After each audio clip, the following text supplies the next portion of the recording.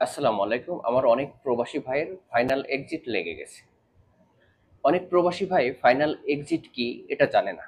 অনেক প্রবাসী ভাই জানে যে ফাইনাল এক্সিট মানেই আমাকে বাংলাদেশে চলে যেতে হবে। কিন্তু কোথা থেকে ফাইনাল এক্সিট আসে বা কোথা থেকে এটা সমাধান করা যেতে পারে অনেক প্রবাসী ভাই এটা জানে না। আজকে তাদের জন্য শুধু ভিডিওটা। দেখুন, ফাইনাল এক্সিট হলো একমাত্র আপনার কোম্পানি অথবা কপিল আপনাকে দিতে পারবে। এটা সৌদি গভর্নমেন্ট অথবা সৌদি আরবের আপনার কপিল বা কোম্পানি ব্যতীত অন্য কেউ আপনাকে ফাইনাল এক্সিট দিতে পারবে না। ধরেন আপনার কপিল আপনাকে ফাইনাল এক্সিট দিয়ে দিচ্ছে। অনেকে কপিলের কাছ থেকে ফাইনাল এক্সিট নিয়ে নেয়, কারণ সে দীর্ঘদিন প্রবাসের জীবন ইতি টানতে চাচ্ছে। সে আর বিদেশে থাকবে না, প্রবাসে থাকবে না, সে বাংলাদেশে চলে যাবে। সেজন্য সে কপিলের কাছ থেকে ফাইনাল এক্সিট চেয়ে নেয়। অনেকে কোম্পানির কাছ থেকে ফাইনাল এক্সিট চেয়ে নেয় যে আমাকে ছেড়ে দিলে আমি বাংলাদেশে চলে যাব। এই ফাইনাল এক্সিটের আরবি নাম হলো খুরুজ নিহায়া। মানে একেবারে আপনি বিদেশে থাকবেন না, আপনি একেবারে বাংলাদেশে চলে যাবেন। এটা হচ্ছে খুরুজ নিহায়া। এখন অনেক প্রবাসী ভাই আছে যারা ফাইনাল এক্সিটের যে সমস্যা এটার ভিতরে আছেন। আপনার কপিল আপনাকে ফাইনাল এক্সিট দিয়ে দিয়েছে, আপনি নিতে চান নাই। আপনি সৌদি আরবে নতুন এসছেন, বা 2 বছর এসছেন, 3 বছর এসছেন, আপনি সৌদি আরবে আরো কিছুদিন থাকতে চান। সেক্ষেত্রে আপনাদের করণীয় কি? আজকের ভিডিওটা সেটার আলোচনাই করব। দেখুন, ফাইনাল এক্সিট আমি আগেও বলেছি যে আপনার কপিল বা কোম্পানি একমাত্র তার অফশোর থেকে ফাইনাল এক্সিট আপনাকে দিতে পারবে। এবং এই ফাইনাল এক্সিট আপনি মক্তবে আমেলে যদি যান, বা আপনি যাওয়া যেতে যেতে যদি যান, এক্ষেত্রে কোনো কেউ আপনাকে হেল্প করতে পারবে না। এই ফাইনাল এক্সিট একমাত্র তুলতে পারবে আপনার কপিল। সুতরাং আপনি যদি পারেন, যারা নতুন আছেন, বিদেশে থাকতে চান, এখনো আপনার পরিবারের জন্য এখনো কিছু ইনকাম করতে চান, আপনি অর্থনৈতিকভাবে স্বাবলম্বী হতে চান, আপনি অবশ্যই আপনার কপিলের কাছে সমঝোতার মাধ্যমে, যদি সে আপনার ফাইনাল এক্সিট তুলে নেয়, তাহলে আপনি সৌদি আরবে বৈধভাবে থাকতে পারবেন।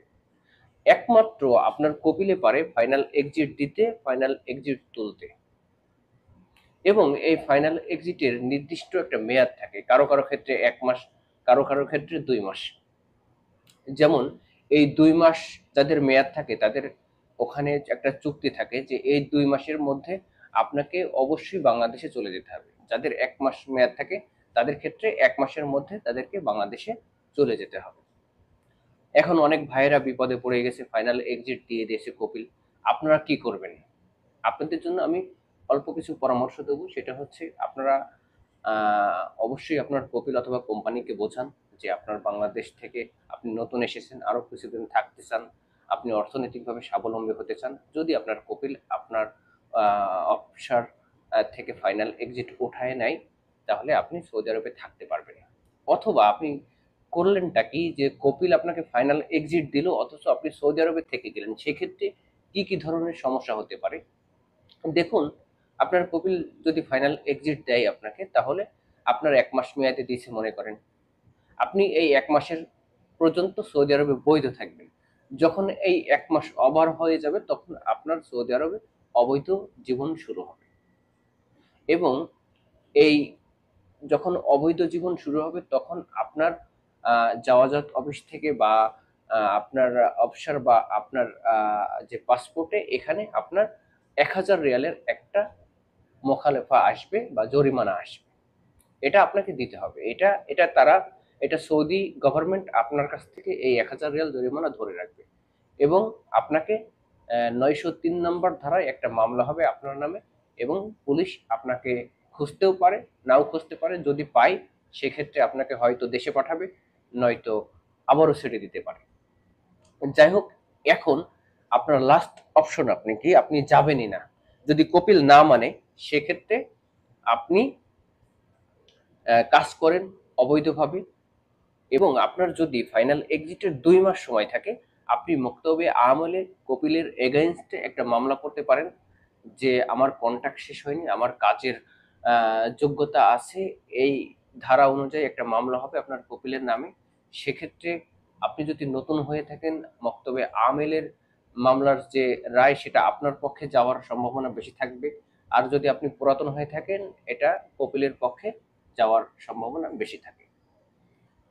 এবং মামলা ছাড়া আপনারা সৌদি আরবে কাজ করতে পারবেন, কিন্তু কোনো সময় কোনো কোম্পানিতে কাফেলা হতে পারবেন না। আপনার কোনো ইকামা হবে না, আপনার কোনো দিন কোনো সৌদি আরবে বৈধতা পাবেন না। আপনাকে যদি কেউ বলে যে ইকামা দেব, বৈধতা দেব বা কাফেলা করে নেব, সেটা হচ্ছে দালাল, না হয় প্রতারক। সুতরাং আমার প্রাণপ্রিয় প্রবাসী ভাইয়েরা, যাদের খরচ নেহায়া আছে, অবশ্যই তারা সাবধানে থাকবেন। আর বিভিন্ন আপডেট পেতে আমার চ্যানেলটিতে লাইক, ফলো ও শেয়ার করে রাখবেন, তাহলে আপডেট নতুন নতুন পাবেন। ধন্যবাদ।